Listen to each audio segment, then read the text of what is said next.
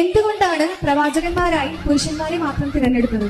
എങ്ങനെയാണ് ഇസ്ലാം സ്ത്രീയെ ആദരിച്ചത്? ചോദ്യത്തിന് മതപരമായ ഒരു സൂക്ഷ്മത കുറവുണ്ട്.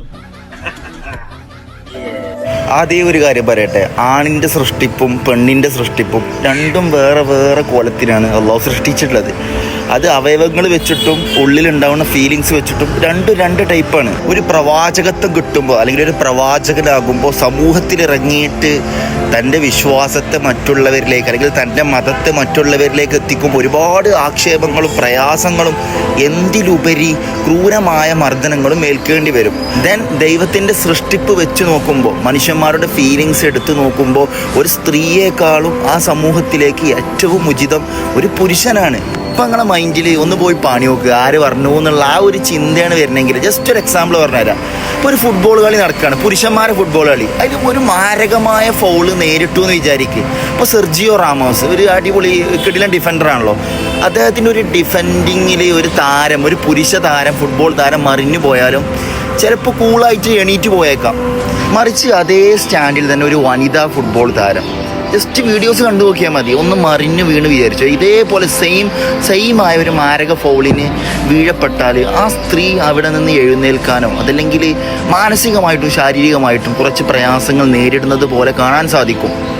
അതാണ് ഞാൻ പറയുന്നത്, സ്ത്രീയുടെയും പുരുഷൻ്റെയും ഫീലിങ്സും സ്വഭാവശൈലിയും രണ്ട് കോലത്തിലായിട്ടാണ് ദൈവത്തിൻ്റെ സൃഷ്ടിപ്പ്.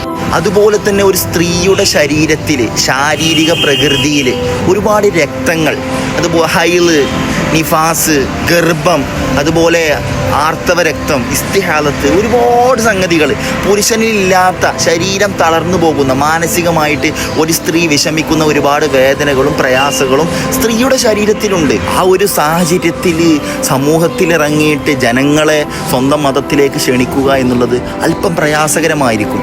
ദെൻ ഇത്തരത്തിൽ പടച്ച തമ്പുരാൻ അല്ലെങ്കിൽ ദൈവം സൃഷ്ടിക്കപ്പെടുന്ന ഒരു സൃഷ്ടിയിൽ ഏറ്റവും ഉചിതമായ തീരുമാനമെടുക്കാൻ ഏറ്റവും കെൽപ്പുള്ളവന്, ഏറ്റവും സ്യൂട്ടബിളായ തീരുമാനം പടച്ച തമ്പുരാൻ്റെ തന്നെയാണ്. അത് ഒരു പോളിംഗ് ബൂത്ത് വെച്ചിട്ട് വോട്ട് ചെയ്തിട്ട് സെലക്ട് ചെയ്യുന്നതല്ല. ഒരു പുരുഷനാണ് അതിന് ഏറ്റവും യോഗ്യത എന്നുള്ളത് ദൈവത്തിൻ്റെ തീരുമാനമാണ്. പക്ഷേ ഒരു പുരുഷൻ പ്രവാചകത്വ ദൗത്യം ഏറ്റെടുത്തു എന്ന് വിചാരിച്ചത് കൊണ്ട് ഒരു സ്ത്രീയുടെ സ്ഥാനം ഒരിക്കലും ഇടിയുന്നില്ല. സ്ത്രീക്ക് സ്ത്രീകളുടേതായ മഹത്വങ്ങളും അതുപോലെ മഹിമകളും ഉണ്ട്. കള്ളിനും സ്ത്രീക്കും വേണ്ടി അഡിക്റ്റായിട്ട് ലെവല് മൈൻഡ് തന്നെ ആ ഒരു മൈൻഡ് സെറ്റിൽ ജീവിച്ചിരുന്ന ഒരു കാലഘട്ടത്തിലേക്ക് ഒരു സ്ത്രീ പ്രവാചകനായിട്ട് വന്നാൽ എങ്ങനെ ഉണ്ടാകും? പുരുഷന് പ്രവാചകത്വം കിട്ടിയത് കൊണ്ട് സ്ത്രീ ആകാതിരിക്കുന്നില്ല. സ്ത്രീയാണ്, പുരുഷൻ പുരുഷനാണ്. രണ്ടുപേർക്കും അവരുടേതായ ശരീരങ്ങൾക്കനുസരിച്ചുള്ള ക്വാളിറ്റിയും അതുപോലെ അതിനുള്ള മഹിമകളും മഹത്വങ്ങളും ദൈവം തീരുമാനിച്ചിട്ടുണ്ട്. ഇൻഷാ അല്ലാഹ്.